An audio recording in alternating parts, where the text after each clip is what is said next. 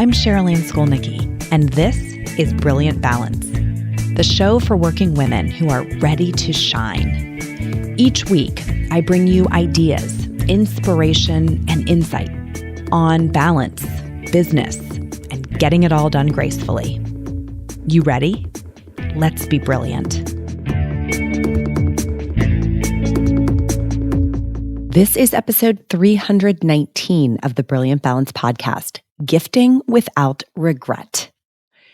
So welcome back to this holiday series of the Brilliant Balance show. I am having a lot of fun sharing these ideas with you. I hope you're having as much fun hearing them as I am having sharing them. And just a reminder, if you are just catching wind of the fact that this is in fact a series, not something that we do all the time on the show, you may want to go back and take a listen to episodes 317 and 318. They were the initial two episodes in this series. So the first one talked about streamlining the season, kind of all the ways to help you wrap your arms around the holiday to-do list that we are all dealing with at this time of year. And then 318 was food and fitness tips. So how to stay on track during the holiday season as it relates to food and fitness. And today we are talking about gifting. So as a preamble to the things I'm going to share with you today, I want to definitely start with gifting is one of the most fun parts of the holidays. So this is not an episode about how to eliminate gifting or create guilt around gifting. I think that the whole idea of giving gifts and being a good giver and receiving gifts and being a good receiver is just sitting at the epicenter of this holiday season. But I do want to share some smart strategies with you today that will take care of both your heart and your wallet, right? Because there's a few things when it comes to gifting that I think we all want to avoid. I think of them as debt and regret, right? The kind of twins as it relates to finances, and clutter.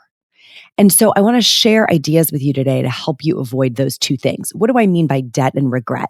This is spending money that has you saying, why did I do this, right? Why did I buy this thing? Because you know that you overspent either on that particular item or on the collection of items that you purchased.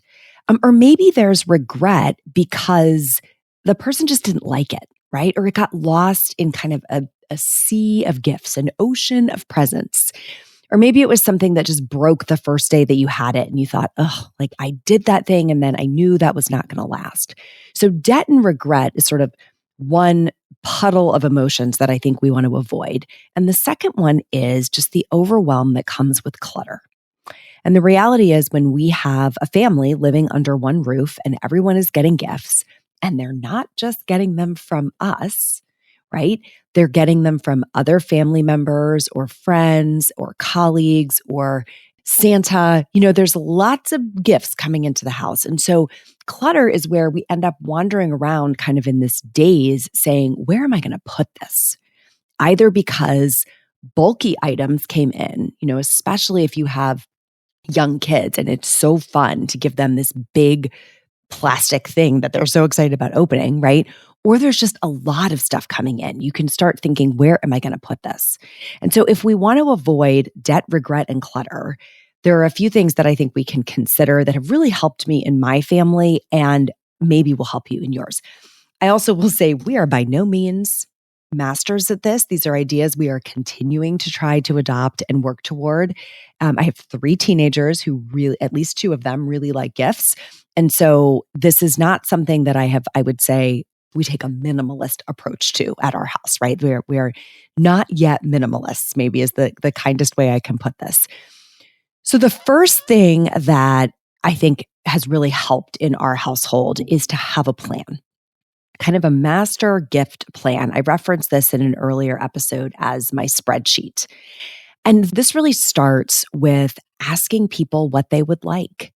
You know, I think there's different philosophies around this. Sometimes it's not as fun to buy something that someone has put on a list because a lot of us really love the idea of surprise, you know, of a thoughtful gift that we chose just for this person that they didn't have any idea they were getting. However, that is one of the things that can really lead to debt, regret, and clutter. And so having a plan, a little bit of a master plan for gifting that allows you to start by capturing their ideas, kind of the wish list concept. My kids at these ages, for some reason, love doing these in Canva, like they're doing slideshows of here's an image of the thing that is on my wish list. And then I have asked them to include a link to where one might find this item because it really helps me later not have to go searching for those. And ultimately, this gets translated in my world into a spreadsheet. So I keep the names of the people that I'm buying for, and then I'm able to just drop ideas and hyperlinks in to where those items might be found, whether that's in store or online, and also a rough idea of the cost. And that is the first step toward really wrapping my head around the scope and scale of what we're going to do with the holidays. It helps me know what I'm considering, what's on my radar as a possibility. And then eventually what I've ordered, right? I can kind of indicate, oh, this has been ordered or this has been purchased in a store. And then also what's arrived. Because that period of time when you're just like, did that get here or not? Did I hide it or has it not yet arrived? The spreadsheet helps me know that. So as it's arriving, I'm kind of checking it off so that I know it's in the house. And then I'm also tracking what's been wrapped so that I kind of have it as like almost a little production process, like an assembly line it's moving through. And that's really connected to the next idea. So beyond having a plan, my second idea is to know your numbers. And there's 3 numbers that I think are kind of important to be mindful of during gifting. The first one is the number of people that you're buying for. And again, I have observed through my clients and friends and colleagues, like there is a big range of the number of people that we buy gifts for. And I think it's important to start with just having a really good sense of what is your number, right? How many people do you really need to buy for because there's a tradition of exchanging gifts? Maybe who is someone that you want to buy for? Are there any places where this has gotten a little out of hand, and you're buying so many gifts that they're becoming background noise? And it might give you the opportunity to better curate the list of people, right? To limit the number of people that you're buying for. One really popular idea to do this is the gift exchange. So, if you have children who are in friend groups and they want to buy gifts for all of their friends, the idea of doing like a gift exchange within that small group where they're buying one thing instead of buying a whole bunch of things. That works in big families. We moved to that strategy within my husband's family where there are a lot of cousins who want to exchange gifts with each other. So we've done it as you choose one person to buy for instead of buying a gift for every cousin. Works in offices, right? Or friend groups. So I think the gift exchange is one thing that can help to limit the number of people.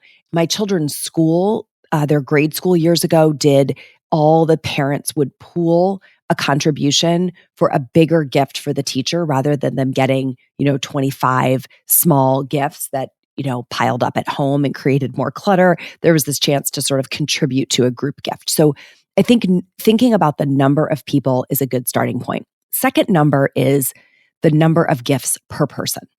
This is probably a bigger deal in your immediate family if you are in a tradition of buying more than one gift. So I grew up in a family where Christmas was an extravaganza, right? It was really a fun time of year to go a little bit overboard on purpose and to let that be part of the joy. I had a dear aunt who would really go overboard with me. And then my parents were really generous as well. So I can find myself getting into a habit of saying, do I have enough? I'm looking at that list that I had made early in the season and it's getting closer to the actual holiday. And I'm sort of walking around a store going, do I have enough? Or I need 2 more things for this child. And that's where I usually know I've kind of crossed a line, right? When I can't think of another thing to give them that's not junk, I just so that I can equalize a list, I've probably crossed over into territory I don't want to be in. So thinking about quality over quantity, kind of the memorable few. And then I love to do like stockings that have a collection of fun small things, right? That's the place to kind of get a lot of little fun things that can live, that are separate from what are really getting wrapped and given as gifts. So the number of gifts per person is another number to wrap your head around.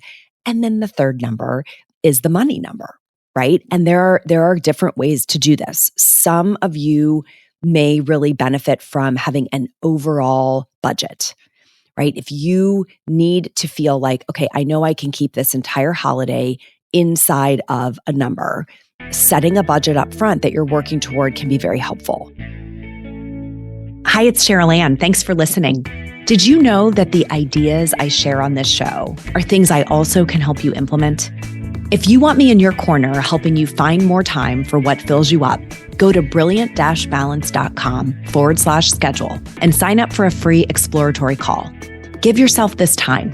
You'll be so glad you did. You might want to think about a per person guideline, right? How am I going to think about, if I know how many people are on my list, I might want to think about, what do I think is a reasonable number that I'll really sleep well at night if I use this as my guideline per person. And even if you don't set those numbers up front, it might be helpful to track as you go, just, as you're buying, just so that you know where you are. It's so easy. I mean, I think about this for myself in online shopping. It is so easy to lose track, isn't it? I mean, you're just, before you know it, you've bought that thing because the flash sale popped up on Instagram and it's on its way to your house, and it's not recorded anywhere. So having that master plan that then, as you are buying things, you can kind of know where you are by tracking what you spent, can be very helpful. And what I'm trying to avoid here is that regret that can come in January when you get the credit card bill and you're like, wow, I had no idea. And I've coached women through that month many times over the years, where we're kind of trying to assess what could you do differently next year. And so that is a place where, if you know that this is consistently a challenge for you and you have a hard time not going overboard, you may want to even establish like a separate little account. Like, this is my fund for holiday shopping. And maybe you're contributing to it every month so that you know it's there for you when it's time to spend it, right, at the end of the year. So those three things in terms of knowing your numbers: how many people, right, am I going to give a gift to? How many gifts per person am I going to give? Or how much money am I going to spend, either per person or overall? And again, if we're not doing it up front, we can certainly do it as we go, keeping track of how much money has been invested. So that is most important if you have a pattern of getting to January and having either debt, like literal debt that you have to climb out of, or just regret about overspending versus what your intention was for the season. Third thing that is helpful when we're trying to have gifting without regret, beyond having a plan and knowing your numbers, is having ideas that help you save space. So this is really the one that is going to be designed to minimize clutter. Okay, and I have 3 ideas for you within this. The first one that I use is one in, one out, meaning when a gift is coming in, something similar is going out. Either it's being donated or it's being thrown away if it's completely worn out, or it might be something that you can sell in the secondary market, right? Like on eBay or Facebook Marketplace. It is absolutely a great idea to do that before the holiday so that you're clearing space or making room. I have found it to be an easy time of year to get your kids on board with doing some donations of things they don't use anymore. And one of the things I love about doing it in advance is it actually creates inventory that people can, I'm going to put in air quotes, buy. You might be donating it to a place that someone else can then go get as a gift for their family. You might choose to sell it in the secondary market because it's no longer useful to you, but someone else is delighted to get it at a discount versus the full retail price. So I love the idea of moving that kind of inventory so someone else can be delighted by it. It also works after the holiday. So if you have not gotten out ahead of this because things are busy, you could say, as we're putting away these new gifts that have come into our home, we're going to look for things to donate or to sell. And so that one in, one out is kind of a good frame of reference that you can use for that. Second idea to save space is to give what I call disappearing gifts. These are things that will get used up versus stored. My kids are at ages that they love things like fancy hair care products or beauty care or cosmetic products. So any of that is something that eventually is going to be consumed, right? And the package is going to get recycled. So it doesn't actually create clutter. Something like a great scented candle that you give that the recipient burns and then eventually gets rid of. Fun food items are great in this category. So my kids were so excited the year that we got this giant popcorn tin in the mail, with there's caramel corn and cheesy popcorn and regular popcorn. And of course, it was gone by the end of holiday entertaining, and we didn't have something that we had to keep. They one year absolutely went crazy over someone sent them Williams Sonoma hot cocoa, which, by the way, if you've never had it, is amazing. They loved it so much that then I started sending that as a gift to other families. They come in these really beautiful tins that are great to have out at the holiday. But again, when the cocoa's gone, it's gone. I've sent Grater's ice cream, which is a Cincinnati kind of icon, really exceptional ice cream that is made in Cincinnati that you can ship around the country. That's another thing that is a disappearing gift. So that's a great clutter fighting strategy. And as is my favorite one, which is to give experiences. So this is something where there's no physical product at all. You're going to create a memory for the recipient. And I'll tell you, last year, everyone in my family got plenty of gifts, but what they all remember and what they still talk about is the trip that we took to New York City the week before Christmas. And that was something that had been on their radar for a while. And we finally did it. We flew in. We did the ice skating at Rockefeller Center. We saw a show. We saw the Rockettes at Radio City Music Hall. They got to have an experience that I think they really realistically will be talking about for decades. And that is the thing above all of the things that they got to open that they really remember and talk about.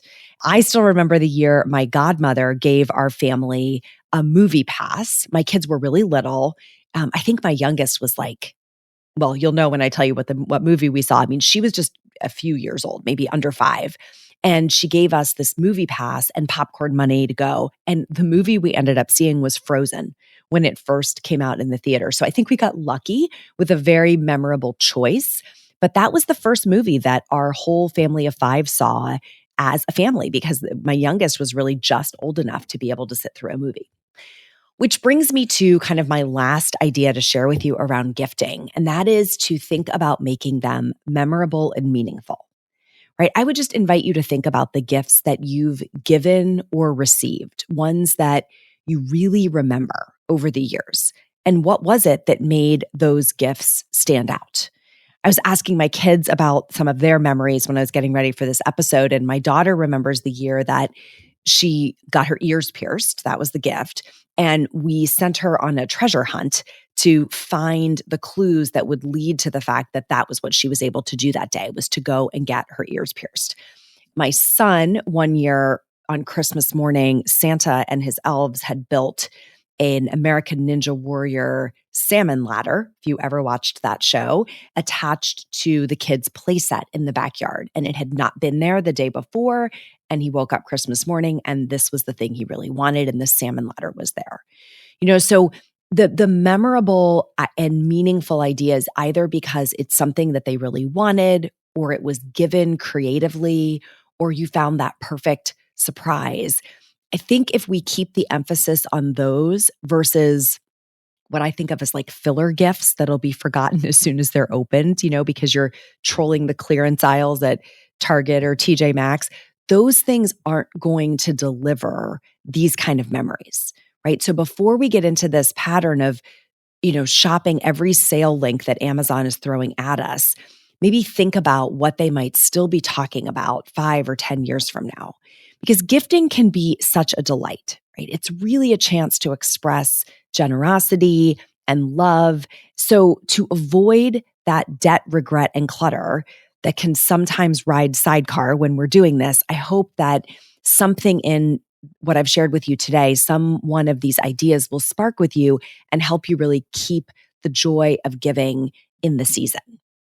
That is all for today. Next week, we are going to talk about magic moments, things that will help you add a little bit more joy to all of this holiday hustle that we are swept up in. And so I hope you'll tune in next week for those ideas. They are really designed just for you. Thanks for tuning in today. Till next time, let's be brilliant.